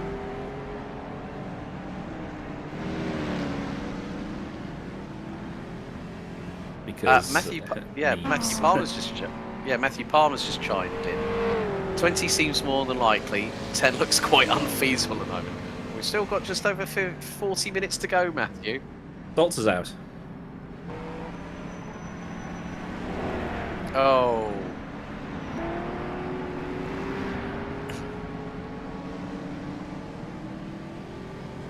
So Martin Bayer has a code brown, and Casper Stolzer has a DNF. Ouch. Really put the F into DNF.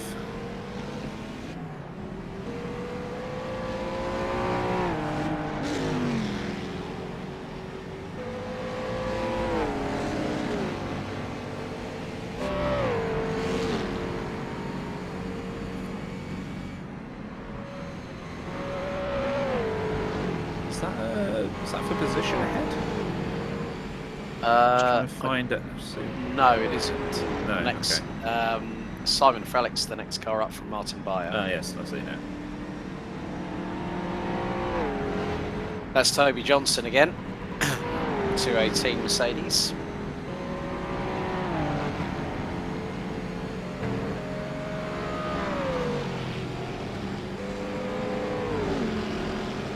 Just going to blast by him here. Made nice and easy for him.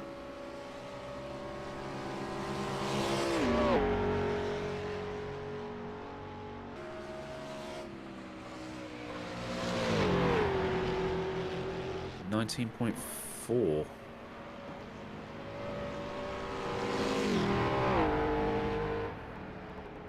I'm going to get his stream up and see what's happening. Will that be running at 30 or 60 frames a second, Aiden? It's on my main monitor, so it'll be at 60. God, it just looks so weird. There is definitely a difference between 30 and 60.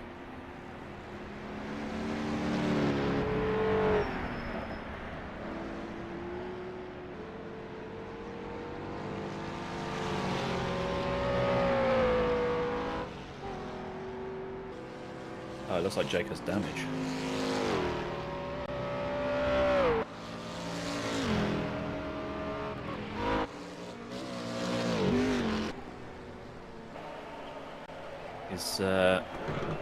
He's got his pit menu up and it says damage, do not repair. Whoa! See ya, Doc Slappy. Oh, He's going to need a chiropractor stat. That I just clocked the number of the car. That was Simon Hrrc actually. That we just went past him.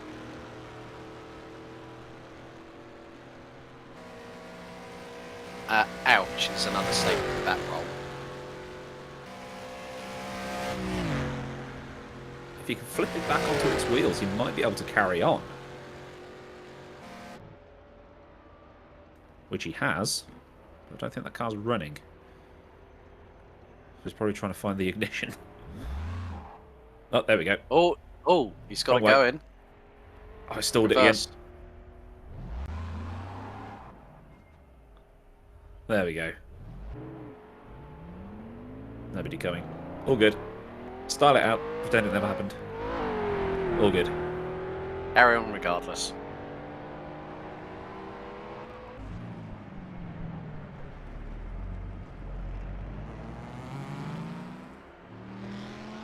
Yellow in sector 1 once again. As Matt Wright looks to lap some traffic here. Beninka and Bogatriev in the pit lane. Starts to slowly move it down the order. And Jose drives. He's got 3 wheels on that wagon. That's the first time in quite a while, and he's just DNF'd. I think we're down to. Doc Slappy's DNF'd as well now. I think we might be under 20. Still going.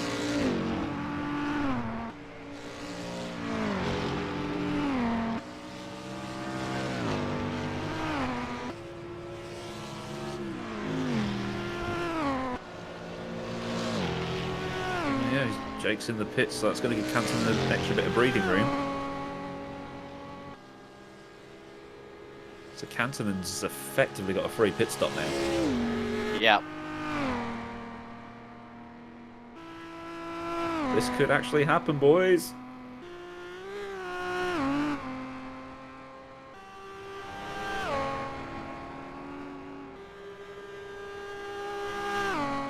Splash and dash them.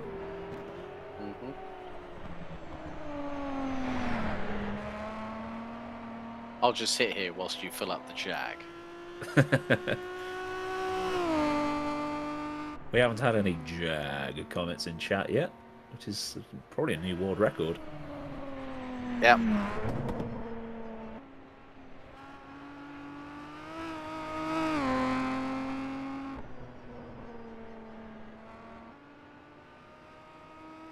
And what's more, 2 2-litre class cars in the both Maseratis in the top 3. 80-second gap.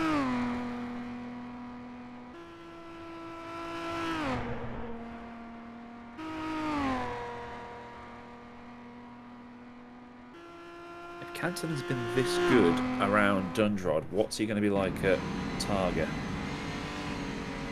That's going to be interesting. So that really will be playing to the strengths and weaknesses of each car, because it's twistier than Isle of Man was.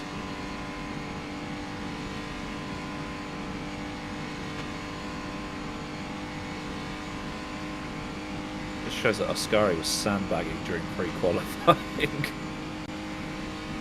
It was a bit like the Rolex 24, but that's happened in previous years.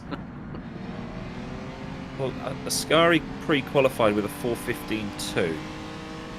The next car, which was Simon Freilich, was a 4:20.1. So 5 seconds. Nearest makes no difference between first and second in that class. Conversely, Jake from Jackson was 2 seconds.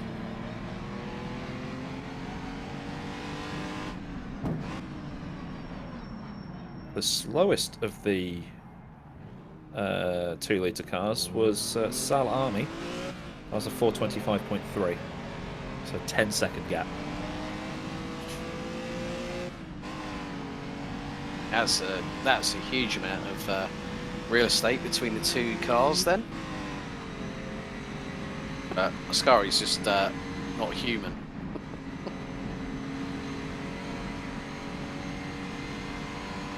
So we've dropped under 20 cars. We're at 19. 84% of the YouTube poll was correct.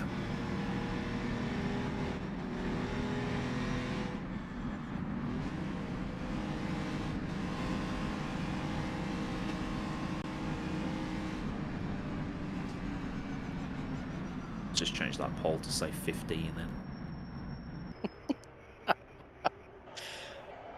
As Kantonen makes his stop.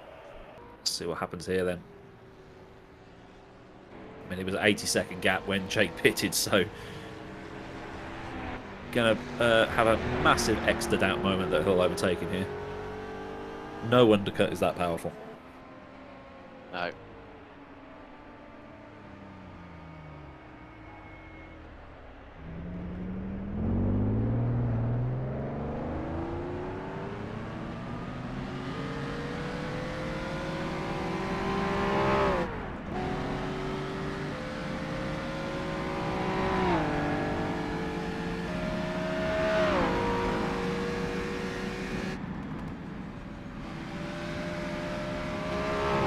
Scari's left the pit lane. Should be a comfortable lead, because Jake hasn't passed the pits yet.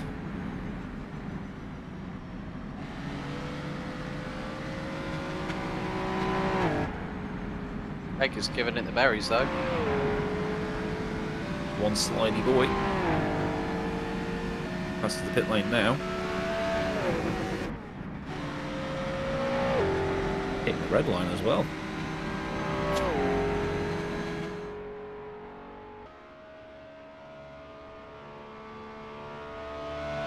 30-second gap between Jake and Ascari for reference, so a second a lap for the well, a second a minute for the next 30 minutes. Why not?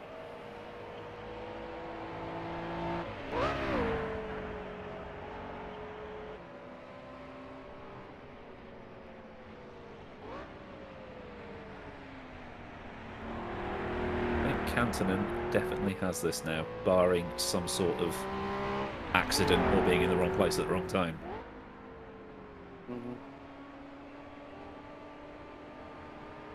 I think the magic word we're going to be looking for here is back markers, depending on how many he catches up to. But with the amount of literally detriment to the field, you know, over half of it gone, with just over 31 minutes remaining, I think Jake's got to pray for a miracle right now here, Aiden.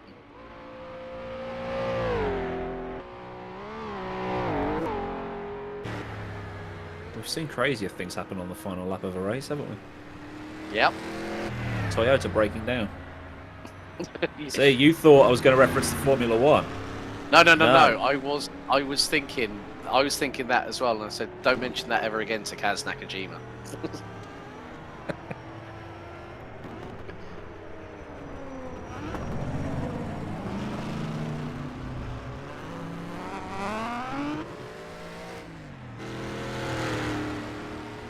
That's a stat I never thought I would hear. Oh, yeah. True. The car ahead DNF 2 laps ago and he's still not caught him. Wow. That's not because he's a terrible driver, he's just had some bad luck. Let's just make that clear. I was going to say he's probably done more laps on 4 wheels than he has done 3 now, with half an hour to go. Just finish. 2 points in the bag.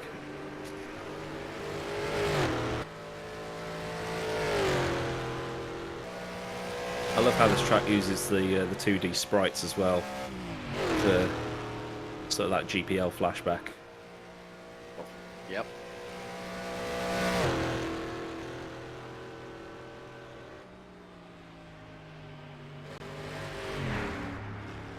Well, currently 71% of the chat think that it's going to finish with fewer than 15 cars.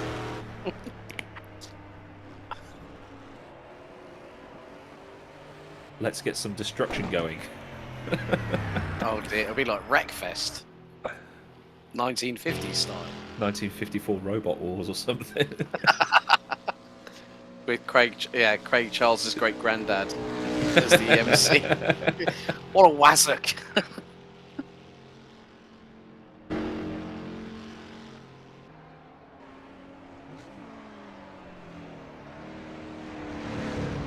Young Jonathan Pierce.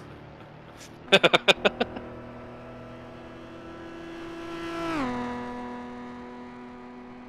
have to give a shout out to Martin Bardo leading the 3-litre class, despite unfortunately Bugier's demise earlier on. That was a bit of a shock, I think, to all of us really.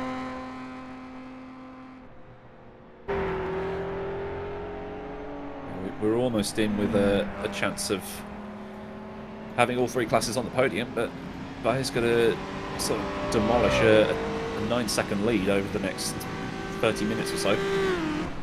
Might be able to do it. Given it's a 4-minute lap. Yeah, we'll have to see what happens if he closes up to Simon Hrrc.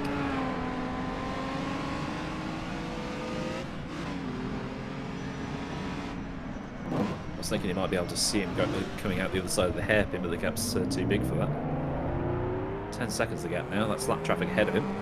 Oh, sorry, we're looking at Darren Andrews there, aren't we? So, yeah, it's the wrong driver, wrong corner.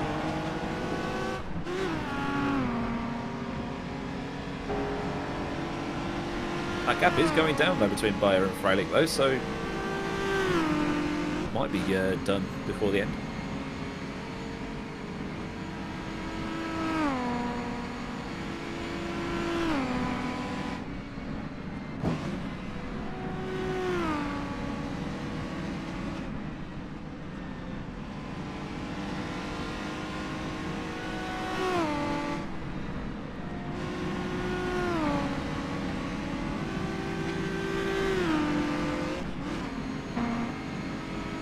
Another lap down for Darren Andrews in his Bristol. 26.48 on the clock. 29.6 between Jake and Kantonen, so looks like this one isn't going to be one for the 5 litres. It's still a great spread of classes as well, which is cool to see. Yeah, Kantonen's just been absolutely ruthless on this tear through Dundrod, hasn't he?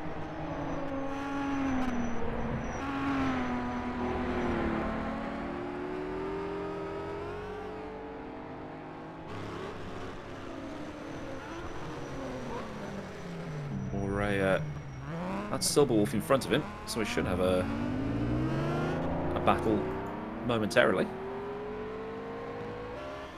So funny hearing both engines as the cars power out of the hairpin. Silverwolf sounds like his car sounds like a blooming kazoo in comparison with the rumble of the 5-litre tractors.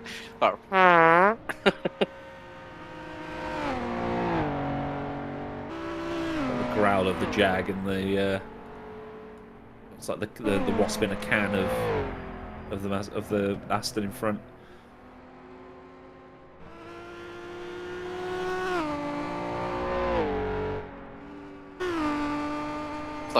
It's like a flock of hornets, you know, like the swarm of hornets going like in the Maserati, and they've just got the Jag that just goes, "I'm here."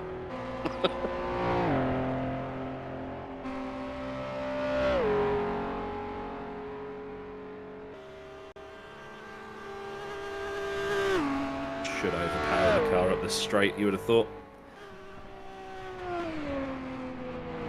Looking back from Silberwolf's car. There's the Jag on the prowl.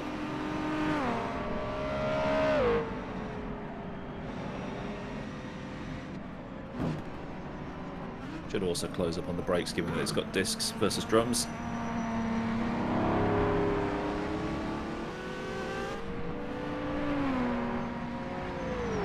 Mantis in the pits once again.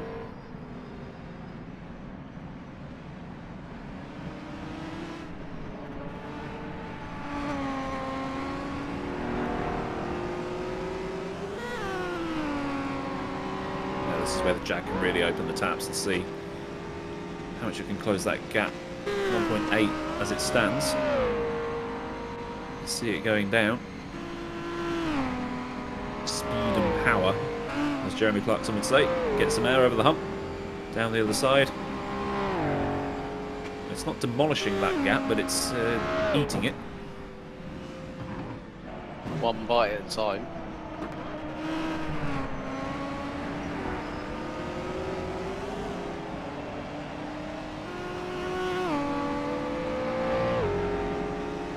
saying that, it is nearly tea time and I am hungry.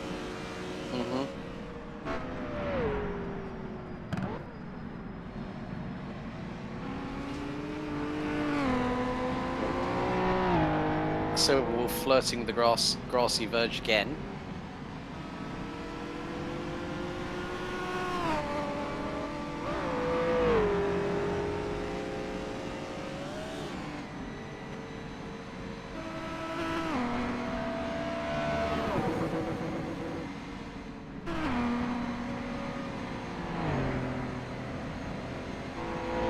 Bear's in the pit lane. So looks like he won't get third after all.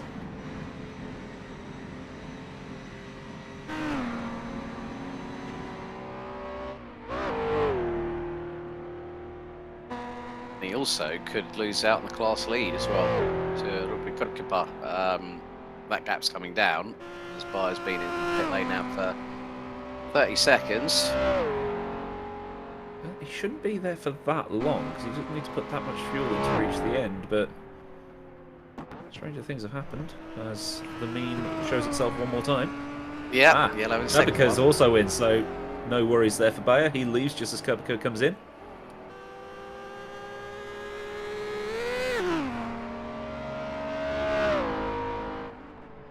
Scooby will get in front of Hrrc here.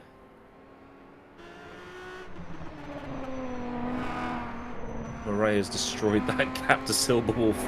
Lost the time, managed to get it back. Should make up loads of time on the brakes here.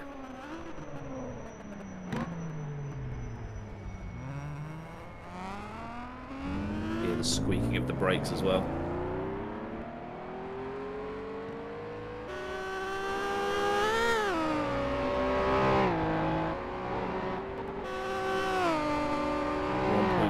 Now, 0.4. It's a fast run towards the end of the lap, so Morea should be able to keep the speed up a bit. Might have to bleed a little bit more speed into the corners, but can get the power down on the exit. Whereas the 2-litre car in front can just lob it in. Yeah, you can also, just lobs it in, whereas Morea's taking wider entries into these corners just to get the car around it, just to sort of like nail that apex and then get it out the final corner like he's just done there. You can see that Silverwolf gained a lot of time on him there, or pulled a lot of time on him, I should say. So the gap's now 2.3 as Ascari Kantonen gets his Tommy Mackinnon on through the hairpin again. Channeling his inner Juha Kankkunen. Who's the Lancia driver that who was really good, but then I think it was Henri Toivonen. Yeah.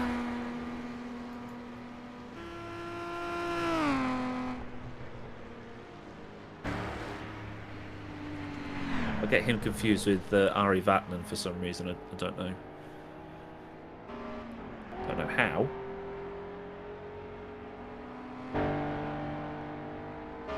28 seconds, the gap between Jake and Kantonen in front. Maybe we should start calling Kantonen Alberto Oscari because he's that good.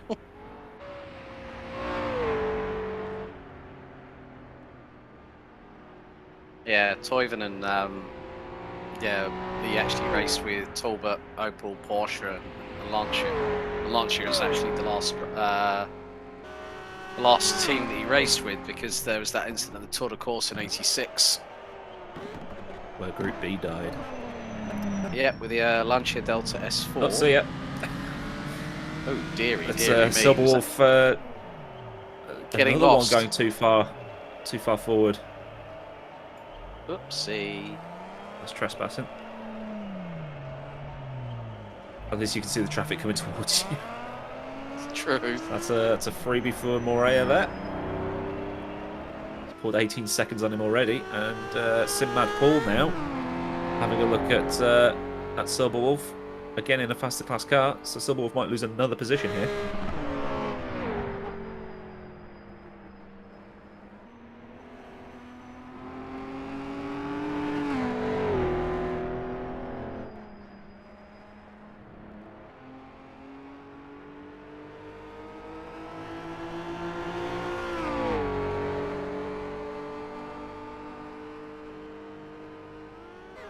Simon Frelick in the pit lane. So Bayer might take third after all. That was a bit close. Sinmad Paul's looking. Sometimes you misjudge the performance of your car versus the other one, don't you?